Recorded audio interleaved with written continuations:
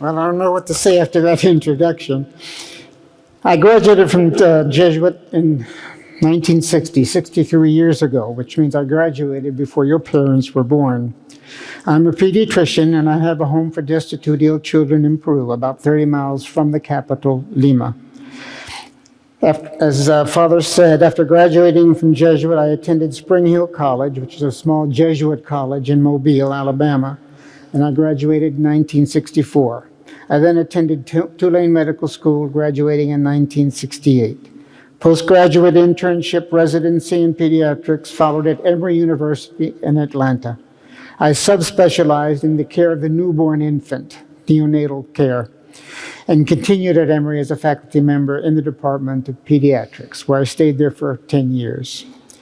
In 1982, I went to India as a tourist, and even though I tried to steel myself against the poverty I knew I would witness, I was shocked and overwhelmed by Calcutta and the other Indian cities.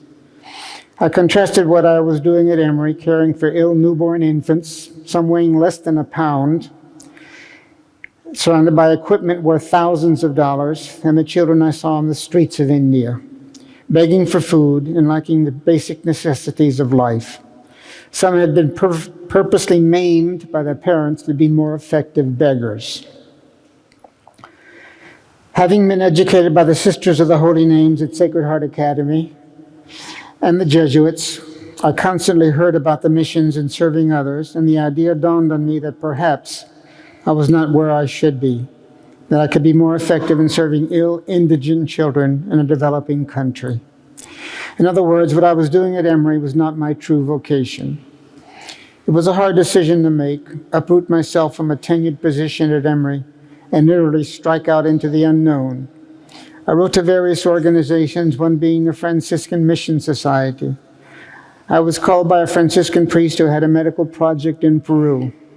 I interviewed with him in December of 1982, and he offered me a position in his project, working with ill, destitute patients. I returned to the U.S., sold my car and house, resigned at Emory, and struck out for Peru in April of 1983.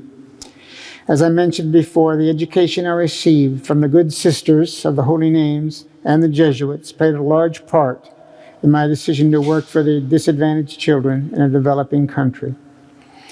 In 1995, I professed as a secular Franciscan, which has helped me to stay the course of my work in Peru. I want to end this convocation with a peace prayer of St. Francis of Assisi, which I think many of you are probably familiar with. St. Francis did not compose the prayer, but it embodies his charism and his spirituality.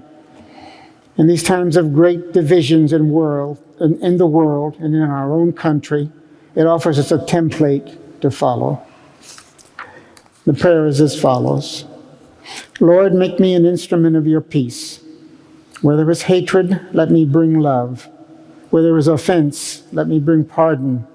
Where there is discord, let me bring union.